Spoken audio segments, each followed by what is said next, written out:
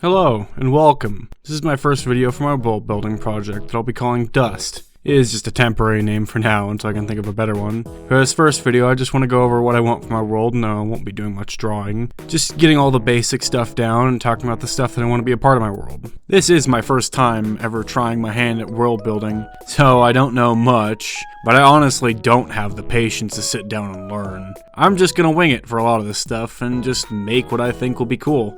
I will still consider the implications that any addition may have for the world, so I won't be putting in something one week and then another thing that contradicts it the next week. There will be thought put behind what I add, but the primary focus will be having fun.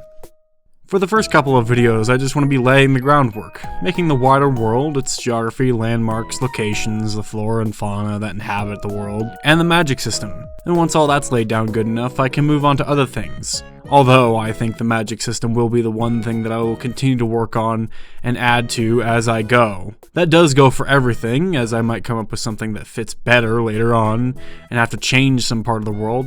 But generally, what I make now, I want to stay the way it is if I can help it. So with the preamble out of the way, what do I want with this world?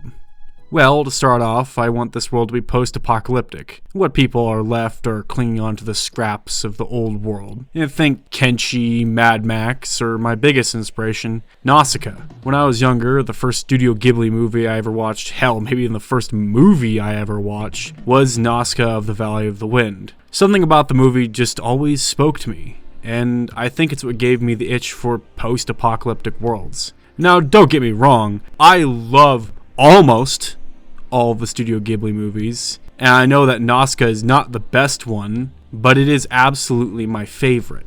There's just something about the large dunes that sweep the lands, that stretch on and on, acting as a vast barrier, a separator from the last human settlements in the toxic jungle. But with each passing day, the tendrils of the jungle spread more and more, taking root, claiming another bit of the sands that divide humanity from the jungle and the insects that live within. This giant fungal forest threatens to wipe out what's left of humanity.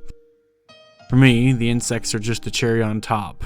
They're also weird and alien. It's just something about them feels so familiar as well. Like I've seen them before, crawling around on the sidewalk or on a wall. So for the first part of the world, I want large open deserts that stretch on for miles and miles. I also want to have strange places like Goblin Valley in Utah, the Petrified Forest in Arizona, and however you say that name, in Algeria, and other peculiar formations in places like Egypt, Libya, and Iran, to spice up the world and give the deserts more interest than just sand. The other part that I want to have is places that have more life and activity than the deserts, like the toxic jungle. I still want a fungal sort of feel, with the main life being insects, but also some reptiles, similar to the Carboniferous period 350 million years ago. But I also really do want to sprinkle in some Devonian weirdness too. As for the plants, some of them I do want something similar to the toxic jungle, but I want to have a mix between all of the early tree life of the Paleozoic and the toxic jungle. For the forests and the zones that contain life, I don't want all of them to be the same. I want each zone of the world to be different, and I want different parts of the land to have their own flora and fauna to go with it. The next thing that I want to add is ruins and old megastructures that dot the land. These old monuments stand in the stands as the last place where scrappers go to pick at what remains from the old world, with a chance at something valuable. The look of these structures will be similar to the style of buildings commonly seen in Mobius comics and some structures from Miyazaki. I really like the look of them, just the smooth and natural shapes. It all just flows together, yet it has its own distinct figure and look. I also want to turn up the cyberpunk elements as well, have more wires and pipes and structures jutting out from the buildings. Think Mobius again and his works in In-Call. The cyberpunk parts will help it feel more futuristic, so they don't give off the vibes of prehistoric buildings that are made of wood and stone. The size of these ruins will vary, but at their largest I want them to be taller and wider than skyscrapers. At their smallest they'll be in small warehouses or, small houses. Some might be a collection of buildings, some might be one lone structure. I do want a few really notable ruins, like the remnants of an entire city, or collapsed spaceports or starships. The other aspects of the ruins is that I want them to be mostly buried. The parts that are exposed are often the upper parts of the ruins. The lower parts will usually be buried beneath the sands. The lower parts of the ruins will be where the ground level would have been when they were first created. Many of these ruins will also have basements which now reside deep under the desert, and certain ruins will have vast underground networks that are now buried under layers of rock and sand, and house much of the long-lost technology and very valuable scrap. As the world has collapsed, settlements larger than a handful of people will be rare, as humans and the other species that live alongside them are struggling to survive. As there are only a few large cities that have a large population, most will be spread out towns. Some towns I want to resemble the look of towns from Kenshi, and others have a closer look to, however you say that name. I want to have a mix of adobe houses with a similar look to the houses in the citadel of Bam in Iran, and scrap metal houses built from the metal that is scavenged from the ruins. Though society is fractured and spread out, there will still be nations that interact with each other, though their power will be rather loose, as most don't respect their authority, and the nations often won't have enough strength to enforce their will over the many small spread out towns and hamlets that exist within their territory that they've claimed, especially when these nations go to war with each other over the most valuable and profitable ruins that there are. The people that will inhabit this world will be a lot of the classic fantasy races. Humans, elves, dwarves, goblins, gnomes, halflings, drow, that sort of thing.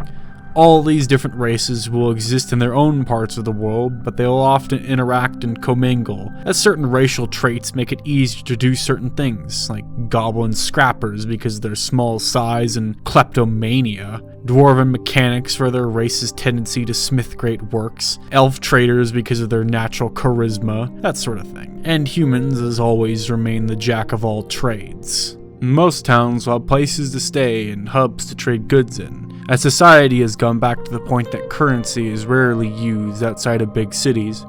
Barter is the primary way to acquire goods. Traders will, trade with scrappers who venture off to the ruins to gather materials to bring back to be hucked off for what things they can get for it, like food, water, or new equipment. The trips to the ruins are long and often fraught with danger, so stocking up is always a concern. Now, you may be thinking, well, why don't people just build right next to the ruins and make a short 5-minute walk inside to get some stuff to trade? First, larger beasts that roam the sands are often held up inside the ruins, as the ruins provide a decent bit of shade from the harsh sun. Second, most people don't take kindly to a few hogging scraps, so bandits can show up and take down the starting settlement. And on occasion, there is enough water and food to settle up right next to the ruins. And for those settlements that are able to set up shop right next to it, they've often put themselves in just as much danger. For the few that are free from all of the usual dangers and have enough food and water to sustain them, those ruins can hide a dark and disturbing secret. And that's the next thing that I want to add, is horror. Now, I am generally a little baby when it comes to most things horror, and I can't play games or watch horror-focused media, but I can do stories and read about it. The other part is that, obviously, when you're writing or doing things related to horror, it's not as hard. Horror relies heavily on the fear of the unknown, and when you know everything that's going to happen, what the creature can do, it's not that scary. So the kind of horror that I want to add is a combination of body horror and techno horror like Tetsuo the Iron Man and inspirations from Trevor Henderson, having some unknown ghoulish entity stalking the halls of the ruins and killing any who it comes into contact with. The few scrappers that do escape to tell the tale of these abominations are often laughed off as crazy or paranoid. The creatures will mainly reside in the lower levels of the ruins, but on occasion a door may be pried open or a button pressed that releases these things from their captivity, and they come up from the depths to prowl the higher levels. I also think it would be cool to have a few of the creatures actually escape the confines of the ruins and roam the desert, basically functioning as cryptids, things that stalk the sands, and they exist mostly as folk tales, stories of them shared around the campfire. They are thought of as nothing more than legends and myths, as the deserts are so vast that an encounter with one is exceedingly rare, but never zero. The next bit for the world that I want to add is mechs and robots and other sci-fi vehicles. The robots will mainly exist within the dilapidated structures that still stand from the old world, acting once as caretakers and now as guardians for what remains. The few that are still operational don't take kindly to scrappers running around desecrating and looting the remains of their homes. Robots will also act as companions and helpers in the towns that have them, often used for their raw strength and surgical precision because of their mechanical and robotic nature. Though those who are taken on scrapping runs or expeditions through their travels will have developed their own personalities and become very seasoned at what they do. Mechs are another thing that will be left from the old world. Ancient suits of armor that provide immense power and durability to the user. These mechs range in size from suits that wrap around the wearer's body, acting like a second layer of skin, to giant 30-foot tall mechs that are controlled from a cockpit that the pilot must sit inside of. These suits come in different sizes and are often quite rare, but extremely powerful. For scrappers, mechs expedite the process of scrapping, and for towns, they act as a very potent deterrent against any kind of bandit assault or raid by a more organized nation.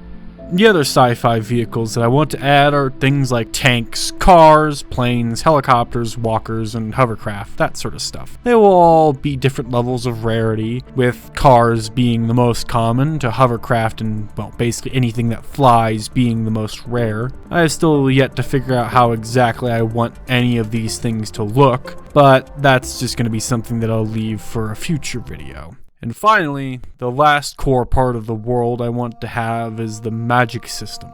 I want magic to be something that is very malleable and can do many things, but also I want it to be dangerous and very difficult to master. Spells can backfire and cause damage to the caster. It can also take a very long time to be able to cast more powerful spells. Magic will be something that evens the playing field in a way. Even if the enemy has powerful weaponry and hundreds of soldiers, a few skilled mages will be their match. Not all people can channel all kinds of magic, but I would like for certain types of magic to be able to be learned by anyone. But some abilities you have to be born with or have it come to you later in life. There is no brute force way to learn some types of magic. You either have it or you don't. I am still tossing the idea of getting access to certain powers if an event in your life has enough emotional weight, but that's still just an idea. I also think it would be cool to be able to surgically implant the ability to channel certain types of magic, but I'll also leave that for another time, as I have still yet to decide what exactly allows those that can channel magic to channel magic. But I do know this, and I am certain of this. I want all things to take in and emit magic. It will be the very essence of the universe. Certain types of magic I want all people to have access to, like increased strength, durability, speed, and reactions. But things like summoning fire, flying, shape-shifting, those things you have to be born being able to do, or have them come to you later in life. Even knowing how to channel magic is something that I want to be relatively rare. Mainly because most knowledge in the world is lost, and thus the knowledge of how to channel and control magic is some of that knowledge that would have been lost. And those few that do still know are not keen to start teaching others, for various reasons. The main reason that I want magic in the setting is that I am a fan of fantasy. I love medieval knights and wizards and castles. I play Pathfinder regularly with my friends, and I grew up watching Lord of the Rings.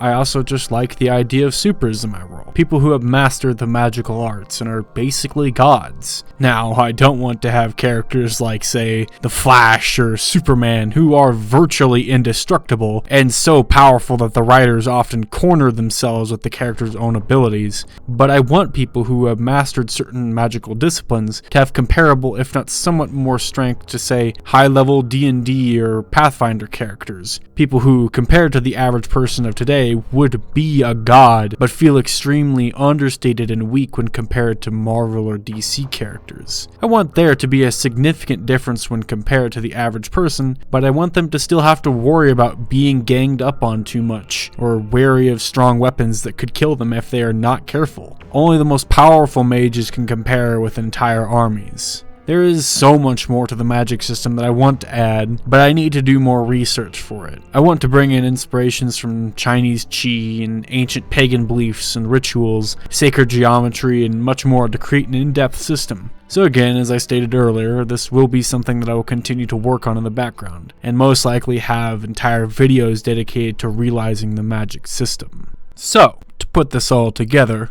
much of the world will be large open deserts with occasional mountains and rocky outcroppings, and other strange geological formations, with fungal forests interspersed throughout the world functioning as oases from the deserts. Both reptilian and insectoid life live within, and dotted across the lands will be old megastructures that jet out from the sands that people come to from around the deserts to gather materials to haul back to their towns and cities to trade with. And hidden deep within the ruins insides the building's horrors lurk, prowling the decrepit remains of an old civilization that existed long ago. The sands envelop much of the world and the structures of the old world. All that remains are small towns and a few large cities that hold the world's population. The people that remain are often closed off and distant from one another that don't directly live within their own small communities, and those that are too kind or giving are often taken advantage of, often to their deaths. The rest fight for what's left just to survive.